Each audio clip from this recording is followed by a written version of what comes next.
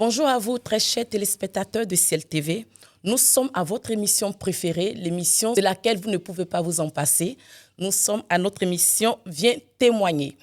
Cette émission révèle encore les bontés de Dieu dans nos vies. Elle nous révèle encore que notre Dieu agit à notre époque dans la vie de tous ceux qui croient en lui.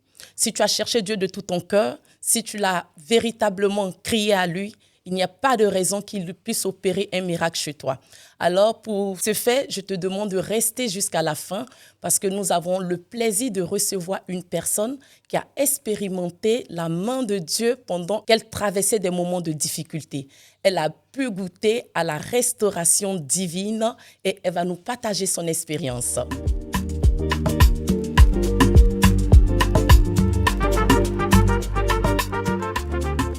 Bonjour Maman Agnès, comment vous allez? Bonjour Sœur Edith, je vais bien. Amen. Amen. Donc nous sommes là aujourd'hui parce que le Seigneur a fait quelque chose pour vous. Le Seigneur a restauré votre vie au moment où vous ne vous entendiez pas. Le Seigneur a agi dans votre vie, il vous a accompagné et vous vouliez partager cette expérience avec le monde entier, on peut le dire. Oui. Donc nous sommes à votre écoute. Merci Sœur Edith de m'avoir conviée à ce moment.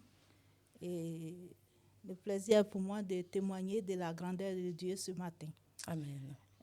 Il fut un temps, j'ai été très malade. C'était en 2023. Et j'ai fait une grosse embolie pulmonaire avec perte de connaissance. J'ai fait un moment en réanimation et par la suite hospitalisé presque 1 mois en cardiologie. Au sorti de l'hôpital, même pendant mon hospitalisation, oui, avant même que les médecins ne passent, il s'est passé quelque chose. J'ai vu tous ces médecins en blanc, je ne sais pas si je dois dire les anges ou les médecins, qui étaient en train d'opérer les poumons, le cœur, tout. C'était dans un rêve, c'était une vision? Puisque j'étais plongée dans un sommeil, oui. Et donc, après, quand le médecin est arrivé, que je suis réveillée, il m'a demandé, vous allez bien? J'ai dit, mais vous êtes au même nombre qui était déjà passé. Il dit, mais non, c'est maintenant que nous, on fait notre visite. Oh. J'ai dit, moi, j'ai vu des gens qui m'ont opéré. Il dit, ah bon? J'ai dit, oui. Je pense que les médecins même étaient étonnés. J'étais étonnée. Donc, vraiment, j'ai passé des bons moments. Ils étaient toujours prêts à venir me rendre visite pour savoir comment je vais. Et ça m'a aidé beaucoup aussi. Donc, au sorti de là, je suivais les directs de papa, Ange Josaphat.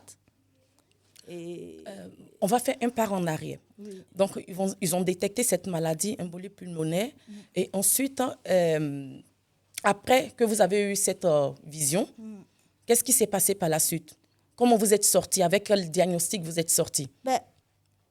Eux-mêmes, ils étaient étonnés parce que avec 1 mois, déjà presque 2 semaines au service de réanimation, et puis après hospitalisé en cardio, les choses se sont enchaînées. Ma guérison est allée vraiment rapidement. D'accord. Donc, je suis sortie plus tôt que prévu. Mais vous n'étiez pas totalement guérie? Non. D'accord. Je n'étais pas totalement guérie.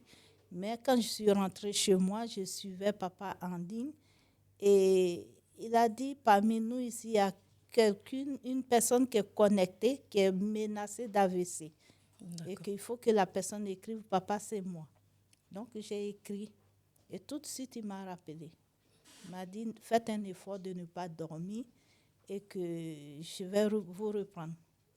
Donc après, il m'a donné des versets bibliques à lire. Après, il m'a appelé et il a prié un peu avec moi. Il m'a entendu. Et vraiment, c'était... Vous avez un père spirituel? Non.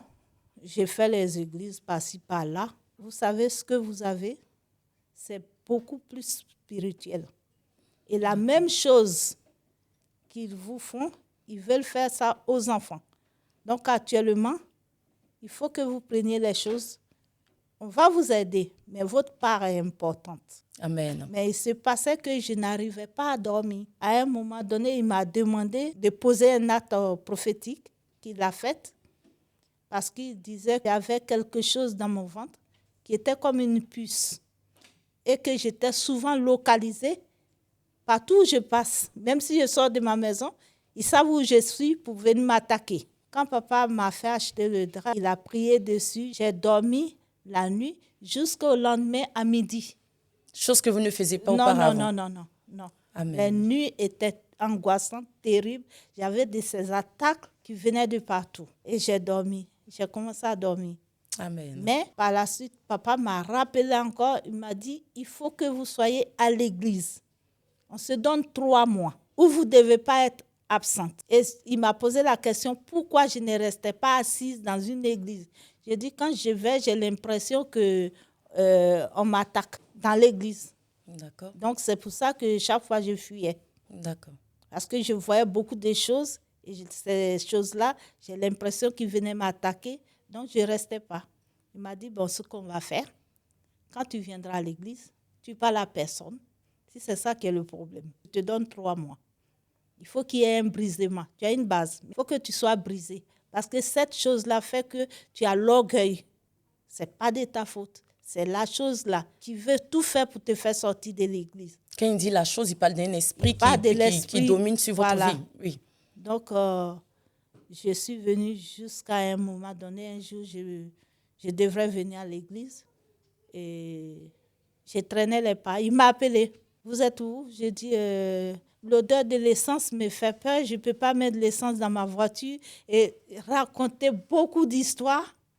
Il dit, ben, vous allez à la pompe. Quelqu'un va vous aider à mettre l'essence. Et c'est ce que j'ai fait. Et puis, je suis venue à l'église. Amen. Amen.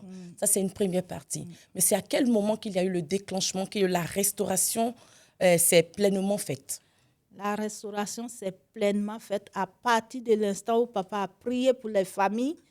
Et ce moment-là, quelque chose s'est passé chez moi. C'est que j'ai eu cette force de pardonner.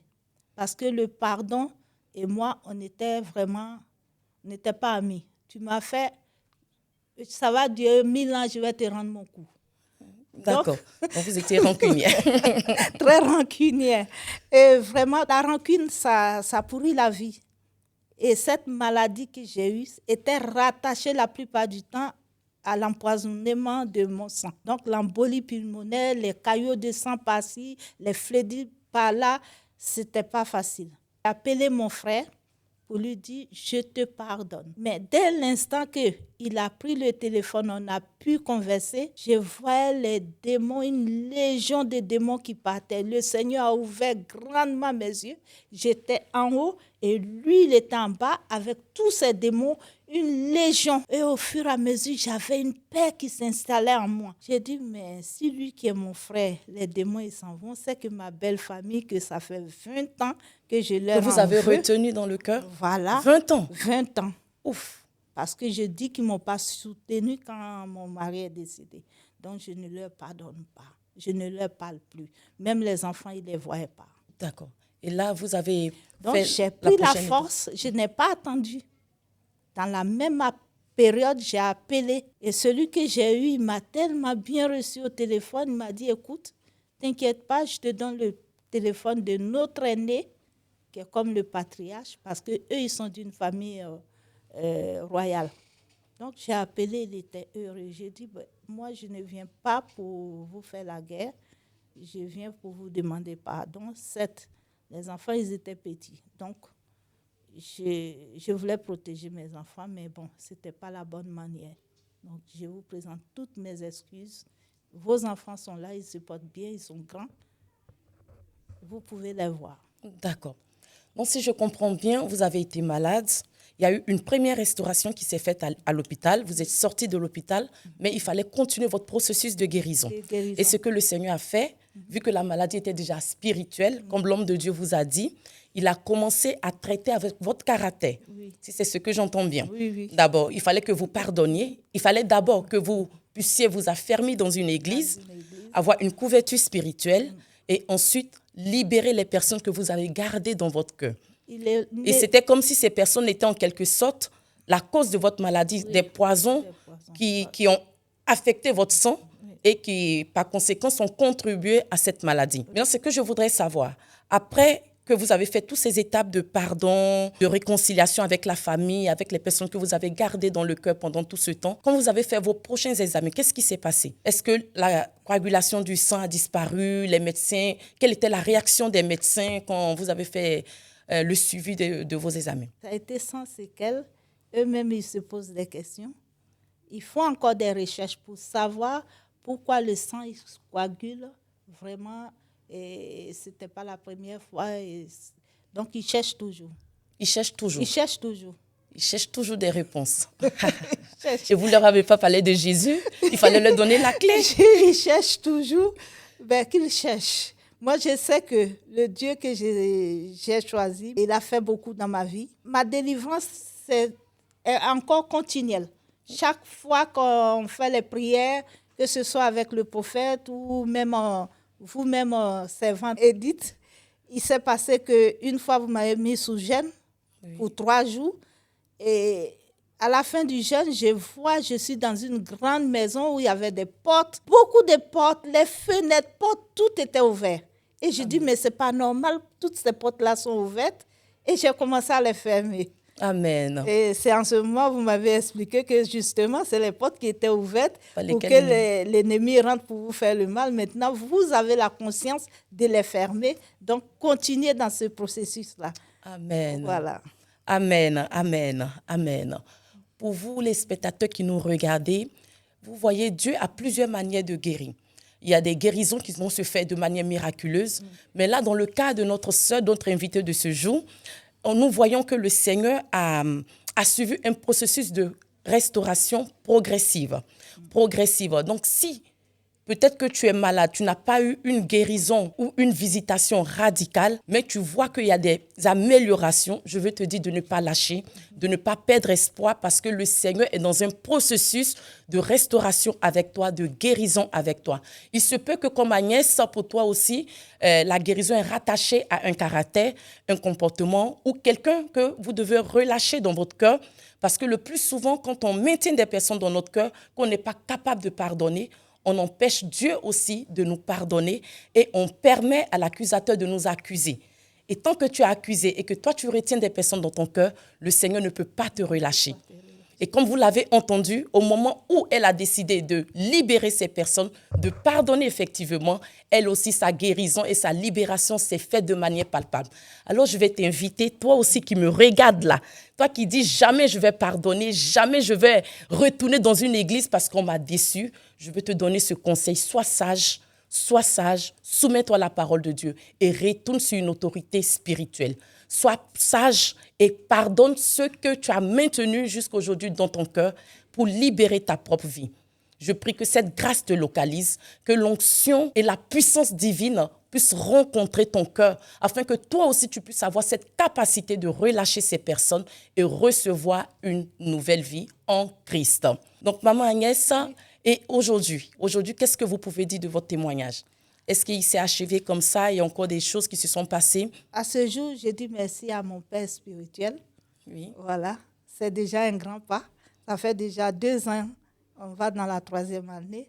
Ça, c'est un exploit pour moi déjà. C'est une victoire que j'ai eue sur l'ennemi, de m'asseoir, écouter la parole de Dieu et marcher avec, essayer de grandir dans ses voies. Ça, c'est ma priorité. Voilà. Et je bénis le nom de Dieu pour mon père spirituel et pour aussi tous ses serviteurs qui sont là, qui m'aident, qui me soutiennent. Amen. Et j'avance.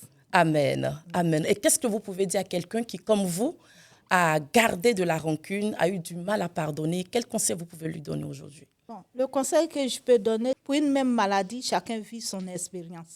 Chacun vit sa maladie d'une façon ou d'une autre. Les histoires spirituelles, on ne force personne. Mais quand tu es sous une autorité, déjà tu apprends, tu obéis et puis tu avances. Amen. Si tu es comme moi, que tu ne sais pas pardonner, que la parole, demande la sagesse à Dieu, que la parole que ton Père spirituel libère s'imprègne à toi pour faire le travail. Amen. Voilà. Papa ne m'a pas imposé la main pour dire, oui, maintenant, il faut que la parole pénètre. Non, on est parti sur une base où je dois m'asseoir, que j'accepte d'être brisée. J'ai connu des églises où il y avait des pères spirituels grands, forts, mais il peut être mon fils. Mais j'ai dit, je pars de la base sur laquelle je dois apprendre, je dois obéir. Et en ce moment-là, Dieu a fait le reste. Amen. Amen. Amen. On acclame vraiment le Seigneur pour ses bienfaits. On dit merci à Dieu. Amen. Parce que le plus souvent, on s'entend, quand on parle de miracle, on s'entend à quelque chose qui va venir du ciel, où on n'a pas notre apport à apporter. Pour toi qui nous regardes, tu as un apport à apporter, c'est la disposition de ton cœur. Amen. Quand Dieu veut te visiter, Dieu a besoin que tu ouvres ton cœur. Il a besoin que tu frayes un chemin par lequel il peut passer pour te toucher, pour changer ta situation. Donc, si tu as entendu ce témoignage et que tu as encore du mal à ouvrir les portes de ton cœur au Seigneur, je t'invite à crier à Dieu, demande-lui de l'aide afin qu'il puisse t'aider à ouvrir ton cœur et recevoir ses grâces dans ta vie, afin que toi aussi tu puisses être mon prochain invité à Viens témoigner. Je t'attends. J'espère que tu vas mettre en œuvre tout ce qu'on a dit aujourd'hui et je prie vraiment pour toutes ces personnes qui nous regardent et que la grâce divine vous soit accordée pour pardonner. Parce que vraiment, aujourd'hui, dans l'Église, on voit plusieurs personnes qui n'arrivent pas à pardonner. Et je prie que cette grâce puisse vous localiser et que le pardon devienne votre nature. Amen.